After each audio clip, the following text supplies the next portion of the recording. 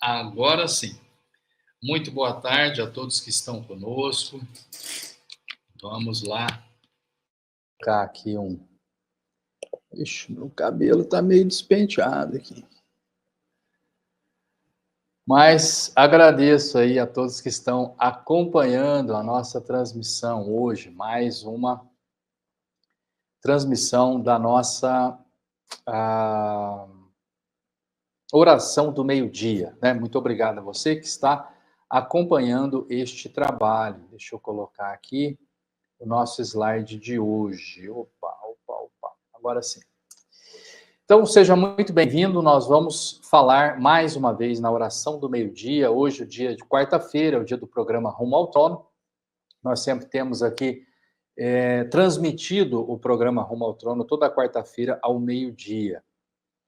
Entretanto, nesses dias, agora de um mês para cá, mais ou menos, nós estamos bem focados na oração pelo Brasil, né? Estamos orando ao meio-dia, é a campanha nacional de oração, Ore ao Meio-Dia pelo Brasil. Então, eu quero convidar você para participar dessa campanha, e por isso nós estamos fazendo um formato diferente, né, do programa Rumo ao Trono. O programa Rumo ao Trono é toda quarta-feira ao meio-dia. Então, nós estamos fazendo agora todos os dias ao meio-dia, e nós estamos trazendo um conteúdo diferenciado, que é o conteúdo de direito constitucional. Estamos mostrando para você como funciona a Constituição Federal, como funciona o Brasil, né? Como funciona o Brasil. Então, estamos também orando pelos pedidos. Se você quiser colocar o seu pedido de oração aqui na transmissão do YouTube, do Facebook, eu vou também orar pelo seu pedido, né? Orar pela sua vida, pela sua igreja, pela sua família. Mas estamos aqui nesse propósito de orar pela nação, pelo Brasil. Eu quero convidar você, todos os dias ao meio-dia, para se colocar em oração, para pedir a bênção de Deus, para que nós possamos ver a bênção de Deus, a mão de Deus colocada sobre essa nação, a intervenção de Deus, né? Nós não estamos pedindo nenhuma manifestação pública, não estamos pedindo que você saia na rua para fazer protesto, não estamos pedindo intervenção federal, intervenção militar, não estamos pedindo intervenção estrangeira, né? Estamos simplesmente, irmãos, pedindo que você ore, né? Então eu quero pedir que você compartilhe esse vídeo, né? Então você manda no grupo de oração aí da sua igreja, manda no grupo da igreja, da família, manda para as pessoas esse propósito de oração. É uma campanha nacional. Nós temos aqui, ontem nós tínhamos 5 estados aqui presentes na oração, né? Pessoas de 5 estados diferentes orando pelo Brasil. E eu quero que você compartilhe essa campanha, que você fale disso com outras pessoas, não é? E aí nós teremos mais pessoas orando pelo Brasil, né? Se você curtir também o vídeo aqui, só apertar no joinha aí, você já está ajudando, porque aí os vídeos, essa curtida indica para o YouTube que é um bom conteúdo e ele vai compartilhar com outras pessoas interessadas em oração. Então, se você se inscrever no canal, compartilhar, vai ajudar a aumentar o número de pessoas que estão orando pelo Brasil, né? Então, é isso, o meu pedido, esse é o meu pedido aí para você hoje. Estão acompanhando conosco hoje a oração a irmã Silvia Stoieski, lá de Santa Catarina, enviando a saudação, Pai seja convosco. Então, Santa Catarina já é um estado. A Ana Maria, aqui de São Paulo, de São José do Rio Preto, Pai seja convosco, irmãos, Deus abençoe e salve o Brasil, né? São 2 estados. O irmão Emerson, lá do Pará, Pai seja convosco, irmãos, né? São 3 agora. A irmã Inês, lá de Curitiba, no Paraná, 4 estados, né? Também enviando saudação. O Paulo Caniac, também de Curitiba, Deus abençoe o nosso país. A irmã Marli é também do Paraná, né? Então, Pai seja convosco, irmãos, gratidão por mais um dia de oração. Também agradeço a Deus mais um ano de vida que o Senhor concedeu ao meu esposo, Leonel. Deus continue abençoando. Parabéns, irmão Leonel. Muito obrigado aí pela companhia de vocês, da cidade de Cerro Azul, no interior do Paraná. Muito obrigado aos irmãos do Paraná, todos os paranaenses que nos acompanham. Nós agradecemos a Deus aí pela vida e pela companhia de cada um de vocês, né? Aqui, a irmã Marli também, ele está com saúde e paz. Amém. Abençoe com saúde e paz. Amém. Pastor Misael, do Rio Grande do Sul. Opa, são 5 estados agora, né? Paz seja convosco, Deus abençoe todos os irmãos. Amém, Pastor Misael. Obrigado da companhia. A irmã Genecide Colombo, também no Paraná, enviando saudação. Paz seja convosco. Amém, Deus abençoe. E a Ana Lúcia, aqui, minha esposa. Paz seja convosco, irmãos. Deus abençoe o nosso país, né? Então, nós temos aqui hoje, irmãos, 5 estados já representados nessa transmissão. Então, uma campanha nacional de oração, nós estamos convidando pessoas do Brasil inteiro para orar pelo Brasil, para orar pela nossa nação, para orar pelos nossos governantes, né? Ah, por que, pastor, que nós estamos orando aí pelos governantes? Estamos orando porque a Bíblia diz que é para orar, né? Olha o que diz aqui o versículo: orem pelos reis e por todos que têm autoridade, para que possamos viver uma vida calma e pacífica, com dedicação a Deus e respeito aos outros. Isso aqui está na palavra de Deus. Primeira carta a Timóteo, né? O apóstolo Paulo escreveu a Timóteo essa carta. No capítulo 2, verso 2, ele escreveu essa instrução. Ore pelos reis e por todos que têm autoridade, né? Em outra versão da Bíblia diz, orem pelos governantes. Então, nós estamos orando, irmãos, pelos governantes. Estamos orando pelo executivo, legislativo, judiciário. E antes da oração, eu apresento aqui para vocês um conteúdo de direito constitucional. Estou apresentando a Constituição, artigo por artigo, tudo que tem na Constituição, para que você entenda, para que você conheça. É uma forma de educação política, né? Antigamente nós tínhamos uma disciplina na escola chamada OSPB, Organização Social e Política do Brasil. Tínhamos uma outra chamada Educação Moral e Cívica.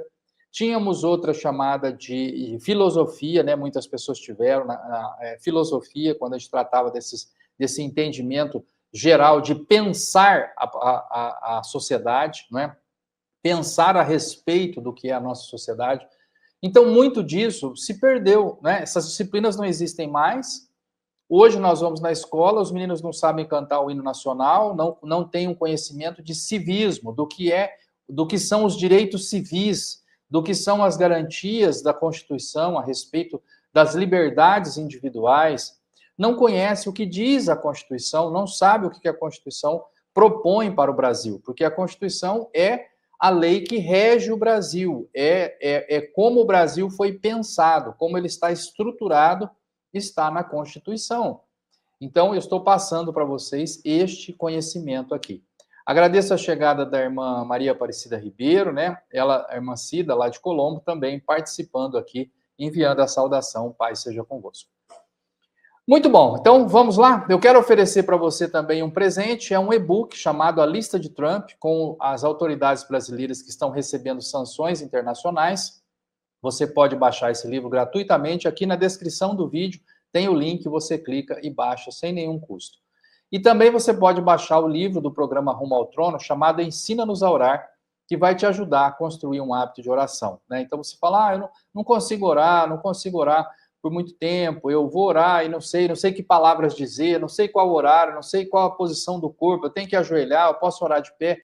Então, tudo isso está na Bíblia. Tem instruções na Bíblia sobre como orar, a forma da gente levar Deus em oração, e essa maneira de orar está aqui colocada no livro Ensina-nos a Orar, que você pode pegar aqui gratuitamente, só clicando no link aqui da descrição. Muito bem, eu quero falar hoje com você, então, sobre direito constitucional. É o momento da aula aqui, né? O pessoal brinca. Eles sabem que eu sou professor da Faculdade de Direito, aqui em São José do Rio Preto, eu sou professor da Universidade Anhanguera. E a minha disciplina é Direito Constitucional, né? Eu leciono também outras disciplinas, mas a principal a área minha aqui de lecionar, né? A principal área do direito que eu leciono é o Direito Constitucional. Então, hoje, nós vamos falar sobre os artigos 145 a 162, que falam do Sistema Tributário Nacional. Sistema Tributário Nacional. Nós vamos falar dos impostos. Por que você tem que pagar imposto, né? Por que quando você compra um carro, você tem que pagar IPVA? Por que quando você compra uma casa, você tem que pagar IPTU? Por que quando você recebe uma renda, você tem que pagar imposto de renda? Então, os impostos, eles fazem parte do chamado contrato social, né? Nós instituímos o Estado cuida de atividades que nós não queremos cuidar, né? Então, por exemplo, o Estado patrulha as fronteiras, o Estado cuida aí de questões voltadas para a segurança pública, que nós falamos ontem, o Estado cuida da saúde, o Estado cuida, por exemplo, você não quer recolher o lixo na frente da tua casa, você pega o saquinho de lixo e põe lá fora, a prefeitura passa e leva embora. Então, você quer que o Estado cuide de determinados aspectos da sociedade e, para isso, tem que financiar as atividades dele, porque o Estado não produz nada. Então, o Estado brasileiro, o governo, ele não produz dinheiro, ele não gera renda, ele não produz dinheiro, né? E se ele for lá emitir moeda, for lá e emitir papel sem lastro numa economia real, esse papel não vale nada, né? Então, se a moeda ela é emitida com base na riqueza do país. Se o Estado for lá, então você pensa assim, né? Por que não imprime dinheiro e paga as contas, né? Porque esse dinheiro impresso sem lastro, sem ter uma origem, sem saber que ele representa uma riqueza real do país, ele vai gerar inflação e vai perder o seu valor. Tá? Então, não pode ir lá e emitir dinheiro, né? Porque você fala, por que o Brasil tem uma dívida com os Estados Unidos? Por que não vai lá na Casa da Moeda, imprime um monte de dinheiro, vai lá e paga? Não, porque esse dinheiro impresso sem lastro, sem uma garantia de que ele representa uma economia real, ele não tem valor, tá? Então, ele precisa, o governo não gera nenhum tipo de riqueza, o governo não produz dinheiro, o governo não tem renda. Então, para que ele possa realizar as atividades que nós queremos que ele produza, que ele faça, então nós precisamos financiar essa atividade governamental e nós financiamos isso através dos impostos, tá? Então vamos lá. A prefeitura recolhe o lixo na frente da sua casa. Eu gostaria que isso fosse feito sempre, eu gosto disso. Então você tem que pagar os impostos municipais para que a prefeitura tenha dinheiro e possa recolher o lixo. O Estado conserva as estradas, né? Então eu vou numa estrada, tá lá, a estrada bonitinha. Então você tem que financiar o Estado, o seu Estado, para que ele cuide das rodovias. O governo federal tem lá as Forças Armadas, o Exército, a Marinha, a Aeronáutica, que defende o nosso país. Eu quero que o nosso país seja defendido. Eu não quero que o Maduro venha aqui e invada o nosso país e tome um território do Brasil. Eu quero que o Brasil tenha um exército forte, bem armado, que possa ser capaz de repelir uma invasão estrangeira. Você quer? Quero. Então, pague. Então, todos os serviços que o Estado presta, eles precisam ser financiados pelos impostos e pela população, porque não tem nenhum tipo de produção e não tem nenhum tipo de renda, o Estado em si, o governo em si não produz nada. Muito bem, então para que o Estado preste os seus serviços, nós temos que financiar o Estado com base nos impostos, tá? Então isso é fundamental, é a base do que nós vamos conversar hoje, o sistema tributário, né? Chegou aqui também a irmã Maria de Fátima, dizendo, Pai seja com todos, Deus salve o Brasil e abençoe a irmã Yara na cirurgia agora de manhã. Amém. Estamos orando pela saúde da irmã Yara, que ela seja abençoada lá nessa cirurgia. Tem um perfil aqui chamado Rosa Agnes e Andra. Pai seja convosco, que o Eterno seja com todos os irmãos. Amém. A irmã quiser dizer de que lugar a irmã fala, qual a sua cidade, a gente vai anunciar aqui, que eu não sei dizer, irmã Rosa. Também o pastor Eugênio, né, de Curitiba, dizendo Pai seja convosco, está participando aqui, Deus o abençoe. Então, muito bom. Hoje o nosso assunto é Sistema Tributário Nacional, os impostos, né? Então vamos bater um papo sobre este assunto. Então, nós já vimos que o Estado não produz nenhum tipo de renda, nós precisamos financiá-lo com os impostos. Tem até um ditado, né, muito conhecido quando a gente fala em direito tributário, que é o seguinte: as duas únicas certezas da vida são a morte e os impostos, né? Isso é certo, né? Todo mundo sabe que um dia vai morrer e todo mundo sabe que terá que pagar impostos, né? Tem que pagar impostos. E aí, o que acontece? O Sistema Tributário Nacional tem alguns princípios, né? São vários, eu vou passar alguns aqui para vocês. Então, a primeira coisa que nós temos que entender é o seguinte: o tributo, né, que é a categoria geral, né, que é aí a raiz de tudo que nós vamos tratar aqui hoje, o sistema tributário, falando de tributos, ele é dividido em 5 espécies, né? Então, o imposto é uma espécie de tributo. Então, quando a gente fala assim, tem que pagar imposto, nem tudo é imposto, né? Pode ser imposto, pode ser taxa, que é outra espécie, pode ser uma contribuição de melhoria, pode ser um empréstimo compulsório e pode ser contribuição social. Estes 5 itens, todos são tributos e todos são legais, né? Todos podem ser cobrados pelo Estado brasileiro, tá? Então, são 5 tipos de tributos. Todo mundo é tributo. Mas um é imposto, é diferente. O outro é taxa, diferente. O outro é contribuição de melhoria, o outro é empréstimo compulsório, o outro é contribuição social. Nós vamos falar de cada um já já. Então, veja, outra coisa é que estes impostos, eles são distribuídos pelos entes da federação, né? Então, a nossa federação é composta da União, Distrito Federal, estados e municípios. Então, veja, a União, ela tem alguns impostos que são dela, ela arrecada e esse dinheiro é para a União. Então, os impostos da União estão no artigo 153 da Constituição. Eu estou citando 2 exemplos aqui, o imposto de renda e o imposto sobre operações financeiras, o IOF, tá? Existem outros impostos que são estaduais. Quem cobra, quem institui esse imposto, quem arrecada, quem fica com o dinheiro desse imposto é o estado onde você mora. Você é de São Paulo, é o estado de São Paulo que arrecada. Você é de Minas, é o estado de Minas que arrecada. Você é do Pará, é o estado do Pará que arrecada. Quais são os impostos estaduais? Eles estão no artigo 155. Estou dando aqui 2 exemplos. O ICMS, que é o Imposto sobre a Circulação de Mercadorias e Serviços, e o IPVA, que é o Imposto sobre a Propriedade de Veículo Automotor, que é quando você tem um carro, você tem que pagar o IPVA.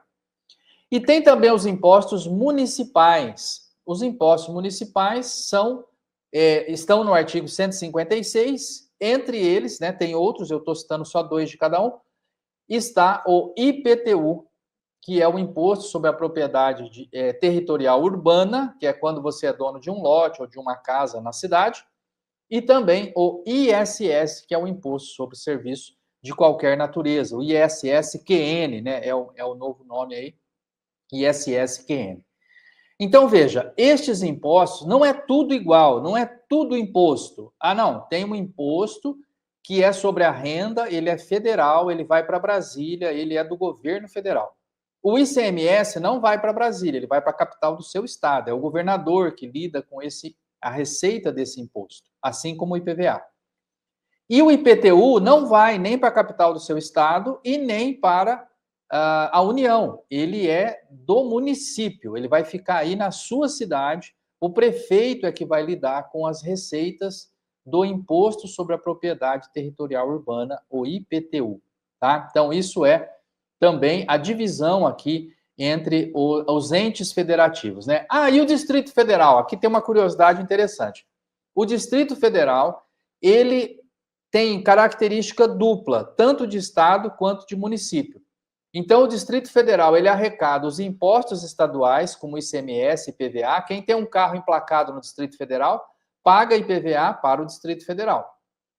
Mas também quem tem um imóvel paga IPTU para o Distrito Federal. Então, o Distrito Federal, ele abarca as 2 características, tanto de município quanto de estado, né? Como é muito pequeno lá, o Distrito Federal não é dividido em municípios, mas os impostos municipais são arrecadados também para o Distrito Federal. Essa é uma curiosidade, tá? O Distrito Federal funciona em relação a tributos, né? Sobre o sistema tributário, que é o assunto que nós estamos falando hoje, tanto na condição de estado quanto na condição de município, ele institui e arrecada impostos tanto estaduais quanto municipais. Tá? Só uma curiosidade aí. Outra coisa, falando sobre os princípios, né, tributários, tem algumas limitações. Então, por exemplo, só a lei institui imposto, né? Eu não posso ter um imposto instituído por decreto, por medida provisória, por alguma outra modalidade legislativa, por resolução. O imposto é sempre instituído por lei. Por que por lei?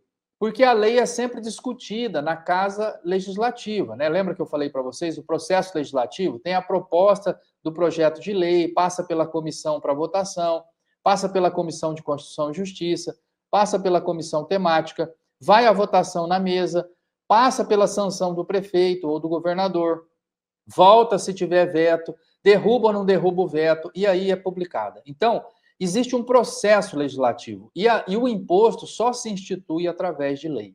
Tá? Então, essa é a ideia, é um dos princípios aí do sistema tributário. A outra coisa é o tratamento igualitário dos contribuintes, tá? Tratamento igualitário dos contribuintes. Então, veja, eu não posso instituir o IPTU de um jeito para um contribuinte e de outro jeito para outro. O IPVA de um jeito para um proprietário e um PVA diferente para outro proprietário. Então, o tratamento é igualitário. Instituir o imposto é o imposto, o mesmo imposto para todo mundo tem que ter ou mesma carga tributária, o mesmo tipo de cobrança. O imposto é para todos, né? Você não pode diferenciar, uns pagam imposto, outros não pagam, essa diferenciação não é permitida. E aí tem algo muito interessante, que é a repartição das receitas tributárias. Então, veja, quando o governo arrecada o imposto, ele divide esse imposto entre os entes tributários, principalmente quem faz isso é a União. Então, veja, pertence ao município a metade do que se arrecada com o ITR, que é o Imposto sobre a Propriedade Territorial Rural, que é um imposto federal. É a União que arrecada. Né? Então, esse governo, quando você tem uma terra, um sítio, uma fazenda, você paga o ITR, esse dinheiro vai para a União. É uma guia de arrecadação federal. Vai para a União. Mas metade do dinheiro volta para o município. 50% do que é pago de ITR pelas fazendas de um município volta para o município, né? É um repasse de verba, é um repasse de recursos que a União encaminha para o município, tá? Outra coisa, metade do IPVA, que é o Imposto sobre a Propriedade de Veículo Automotor. Quando o Estado de São Paulo arrecada o IPVA dos veículos de Rio Preto, ele arrecada, vai tudo para São Paulo, mas depois a metade desse valor volta para Rio Preto. Tá? Então é assim em todos os municípios. Se você mora num município, vamos falar um município de exemplo aqui, a nossa irmã Silvia, né, mora lá em Papanduva. Se ela tem um carro, ela paga IPVA, esse IPVA vai para a capital, Florianópolis, e depois a metade volta para o município onde ela mora. Né? Também o ITR, ela tem lá um sítio, tem uma propriedade rural, ela paga o ITR, esse imposto vai para a União, mas depois volta para Papanduva, ali na forma de repasse federal para o município. Tá? Então, esse fundo de participação, repasse de verbas, né? Então, ele reúne o dinheiro e depois devolve a metade para os municípios. E isso é uma verba importante para os municípios, também para que os municípios sobrevivam e tenham dinheiro para cumprir as suas atribuições, as suas metas, né? Deixa eu ver aqui, chegou mais pessoas participando. A Maria Cleusa, ela é de Cândido Mota. Pai seja contigo, pastor Samuel. Estou aqui na minha irmã Maria de Fátima. Amém, Maria Cleusa. Obrigado, viu, pela companhia. Deus abençoe a sua vida. A irmã Cida está dizendo amém. O pastor Eugênio, são mais de 90 tributos em vigor no país. Alguns representam mais de 80% do preço do produto. O Brasil apresenta a 14ª maior carga tributária do mundo, à frente de países como Reino Unido, Canadá, Estados Unidos e Japão, não é? Que são países que têm uma qualidade de vida indiscutível. Não é? Então, é a pesquisa aqui do pastor Eugênio. Está dizendo, pesquisei aqui, professor. O pastor Eugênio está fazendo o curso de Direito Constitucional online, né? Está fazendo o curso completo aqui. Quando for para a faculdade de Direito, pastor Eugênio, pode aproveitar os créditos do Direito Constitucional, né? Então, veja, eu agradeço aí pela pesquisa, pela participação. O pastor Eugênio sempre participativo aqui na nossa transmissão. Então, veja, irmãos, são mais de 90 tributos. Olha a informação que o pastor Eugênio está colocando aqui. É muito imposto, irmão. E tem produto que é 80% do preço, é só imposto. 10ª maior carga tributária do mundo, 14ª. Então, assim, é muito imposto, irmão. Tem muito imposto no Brasil.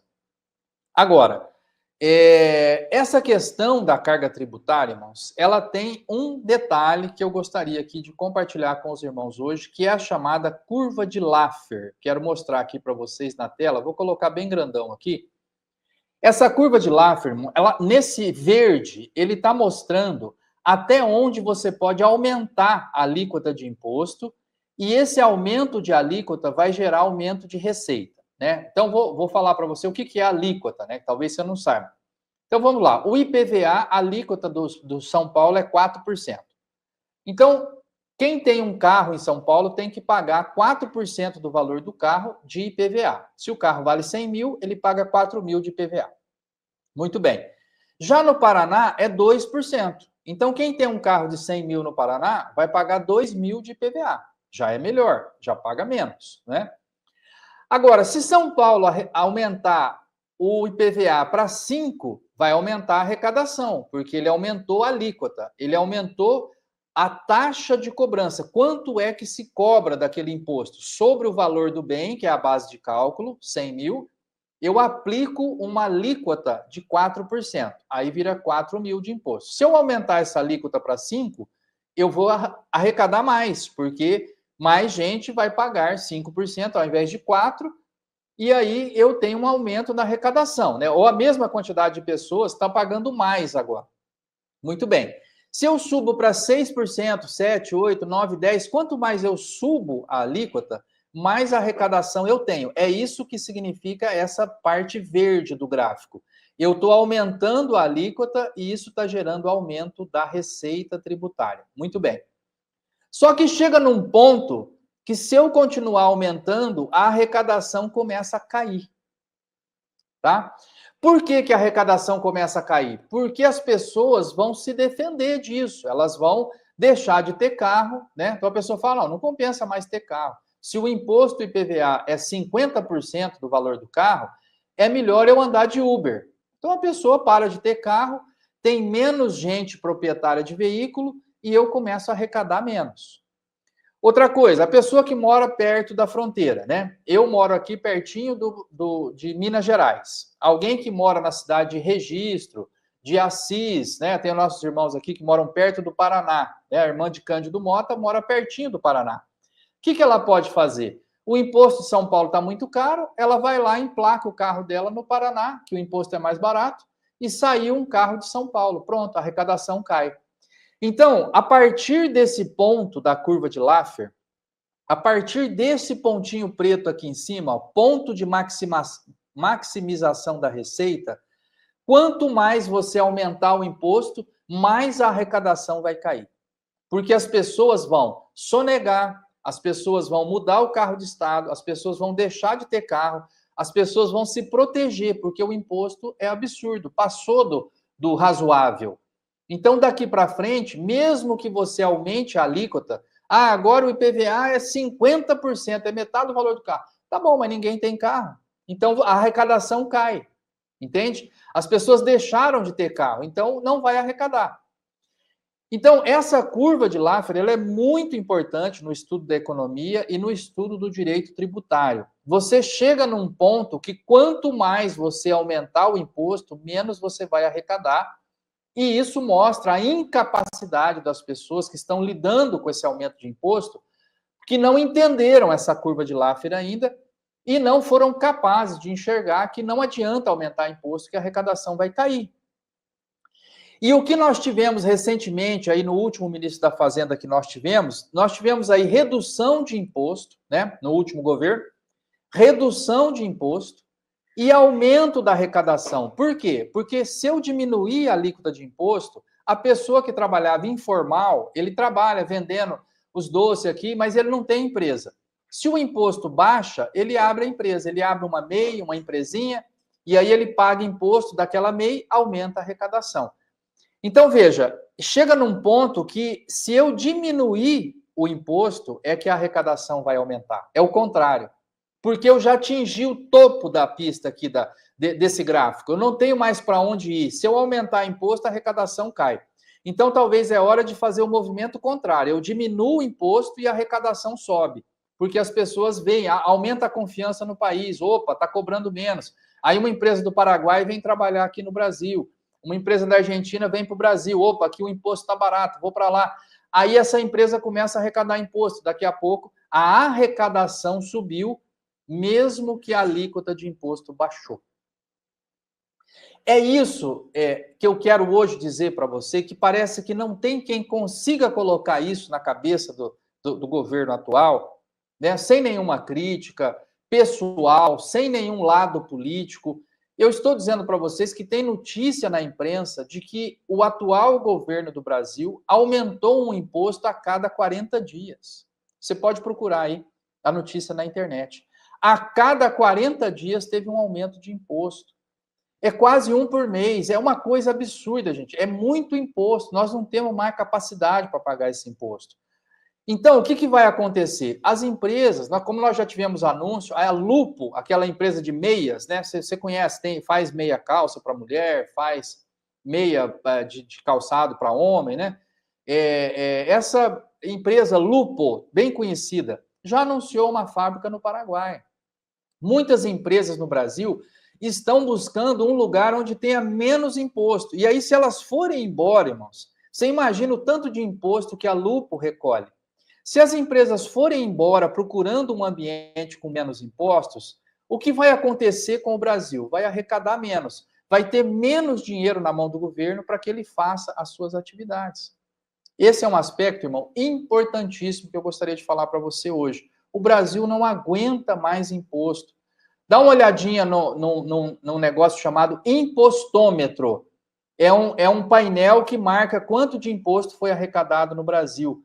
É uma soma astronômica, irmão. Você não sabe nem contar o tanto de zero que tem lá. É na casa dos bilhões o dinheiro que é arrecadado ali no Brasil de impostos. E esse dinheiro, irmão, vai para a prefeitura, para o Estado, para o governo federal, para que ele cumpra o seu papel. Mas aí a gente vai lá, a rua está esburacada, a gente vai no município, não tem um atendimento bom na saúde, você vai viajar a estrada, né, estoura o pneu do teu carro porque está cheio de buraco a estrada, você não tem segurança, né, você tem que pôr cerca elétrica na tua casa, comprar grade, fazer não sei o quê, porque tem uns bandidos invadindo. Então, veja, irmão, nós estamos com uma das maiores cargas tributárias do mundo, como pesquisou aqui o pastor Eugênio, a 14ª, mais de 90 tributos, arrecada bilhões de reais, mas o serviço público não é prestado, irmãos. E esse é o grande problema. Eu diria que esse problema é maior ainda do que o aumento de imposto e a arrecadação exagerada. Então, veja, por que é maior esse problema? Porque tem lugares que a carga tributária é maior que a nossa, né? Nós somos o 14º, tem 13 países que cobram imposto maior do que o nosso. Só que vai lá ver como é, irmão, nos Estados Unidos. Vai ver como é no Japão. Pergunta lá no Japão como que é a segurança pública. Pergunta lá no Japão como são as estradas. Pergunta lá no Japão como é a educação. Então, irmãos, é grave o problema da arrecadação sem medida, é grave o problema do aumento de impostos a cada 40 dias, é grave um governo que não consegue enxergar a curva de Laffer, que não consegue ver que quanto mais aumentar imposto agora, mais as pessoas vão sonegar, vão embora do país e vão tentar se proteger dessa carga tributária enorme e diminuir a arrecadação. Não há espaço para aumento de impostos no Brasil. O Brasil tem que dar um passo atrás, diminuir os impostos para aumentar a segurança, a confiança no governo e haver mais investimentos no país. Qualquer conversa de aumento de impostos, irmão, é contraproducente. Ele vai trabalhar contra o Brasil, ele vai diminuir a arrecadação. Isso está claro. Qualquer pessoa séria em economia, sem viés político, sem falar em política, eu não estou falando em política aqui com vocês hoje, a baixa política, sobre candidato, esse presidente é melhor que aquele presidente, eu não estou falando disso. Eu estou falando para você do sistema tributário nacional. Não há espaço para aumento de impostos no país. E o ministro da Fazenda tem que entender isso. Né? O nosso ministro da Fazenda atual, Fernando Haddad, ele tem que entender que não há espaço para aumento de impostos no Brasil. Se isso acontecer, vai existir baixa da arrecadação, diminuição da arrecadação. Não vai arrecadar mais, não é essa a saída. E isso é estudo, é economia, é direito tributário. é o sistema tributário nacional, é a observação de pessoas que já viram essa experiência em outros países, em outros ambientes, não é só no Brasil, a curva de Laffer é válida no mundo inteiro. Chega um ponto que se você aumentar mais os impostos, a arrecadação vai cair, é isso. Isso é ciência. Continuar aumentando impostos é uma atitude anticientífica, é negacionismo científico. É disso que eu estou falando. Não estou falando de política, da baixa política, de governo, esse é melhor que aquele, gosto mais do fulano. Não é isso. É sobre direito tributário. Não há mais espaço para aumento de impostos no nosso país. Isso é ciência. Então, esse é um problema. Mas maior ainda do que esse problema, e aí que está, maior do que esse, mais grave do que esse problema, é a incapacidade do Estado de retornar serviços de qualidade com o dinheiro arrecadado. Isso é mais grave ainda. Porque ao invés de pegar esse dinheiro absurdo que foi arrecadado, e nós termos estradas com qualidade, serviços públicos de qualidade, segurança de qualidade, nós estamos todos com medo de ser assaltado, a nossa estrada é ruim e o nosso serviço de saúde não é satisfatório. Então, veja, esse é o grande problema, é financiar o Estado e o Estado, com esse financiamento, não prestar o serviço. Então, isso é mais grave do que o valor que é arrecadado. Né? Então, nós precisamos fiscalizar a prestação de serviço do Estado. Você tem que fiscalizar aí na sua prefeitura, você tem que ver na sua prefeitura, tem uma audiência pública, vai lá ver. Foi votada a lei do orçamento, vai lá saber como é que foi. A gente tem que se interessar por isso, fiscalizar. A prefeitura vai fazer uma obra, você tem que ir lá ver se foi feita, se o dinheiro gastou de qualquer jeito, se a obra foi terminada, se abandonou pela metade. Da educação, aqui, ó, a Ana Maria está mandando aqui, ó, educação e pesquisa. Irmão, nós não temos pesquisa nesse país, irmão. É baixo o nosso número de patentes, a gente não inventa nada. Nós não temos aqui, irmãos, coisas novas que foi o Brasil que inventou. E aí, irmão, quem inventou pelo mundo aí o YouTube, quem inventou aí no mundo a inteligência artificial, quem inventou o celular, irmão, está ganhando rios de dinheiro no mundo inteiro, inclusive conosco. E daqui não sai invenção nenhuma, porque não se financia a pesquisa, o Estado não financia a pesquisa, não financia a educação de forma adequada, né? Financia a educação, porque 30% do que se arrecada vai para a educação, mas é de forma equivocada, irmãos. É comprando material didático das gráficas dos amigos, aquele material didático que não é produtivo, não investe no professor, não paga adequadamente o professor, o plano de estudo não é bom, não permite que a gente pontue, irmãos, nas provas internacionais, o PISA, né, que é uma prova internacional para aferir a qualidade dos estudantes, é aplicado aqui no Brasil e nós vamos mal, irmão. Teve um comentário que eu li um tempo atrás que o problema do Brasil não era nem as respostas, eles percebiam que os estudantes não entendiam a pergunta. Incapacidade de interpretar texto. Então, irmãos, é muito grave que o Estado não preste o serviço para o qual ele está sendo financiado com os impostos. Né? A carga tributária é alta, muitas vezes injusta, uma carga tributária além do que seria o razoável, está além da curva de Laffer, quanto mais aumentar imposto, mais vai cair a arrecadação, isso tem que ser visto. Agora, pior do que isso é pegar o dinheiro e não usar da forma adequada, não retornar bons serviços para a população. Este assunto, irmão, é um assunto que nós temos que colocar em oração na presença de Deus. Você tem que se interessar por isso, você tem que fiscalizar o município, que é o que está mais perto de você. Olha aí como o seu município está gastando dinheiro. Se interesse por esse assunto, fiscalize, ajude a fiscalizar. Eu já disse aqui para vocês, tinha um prefeito lá de Vitória, no Espírito Santo, ele dizia assim, nenhum prefeito rouba sozinho, porque os vereadores têm que fiscalizar o prefeito. Então, se está havendo desvio no seu município, tanto o prefeito quanto os vereadores têm que ser mais fiscalizados, você tem que estar mais perto, tem que perguntar para o seu vereador, quem que você votou para vereador, o que ele está fazendo, como que ele está conduzindo as verbas da Câmara, como que o prefeito está conduzindo as verbas do município, porque é o seu dinheiro que está indo embora. O dinheiro que você pagou de IPVA, a metade veio para o município. Você tem um sítio, pagou ITR, a metade do dinheiro foi para o município. O prefeito está lá com esse dinheiro na mão para prestar bom serviço para a população. Tá? Então, a gente tem que olhar isso. A Ana Lúcia está dizendo aqui para não falar das filas no SUS, né? Às vezes a pessoa marca uma cirurgia, irmão, para daqui a um ano. Daqui a um ano a pessoa não sabe se ela vai estar viva mais, né? Pouco ou nenhum acesso à prestação de saúde com qualidade. Acontece muito, irmãos.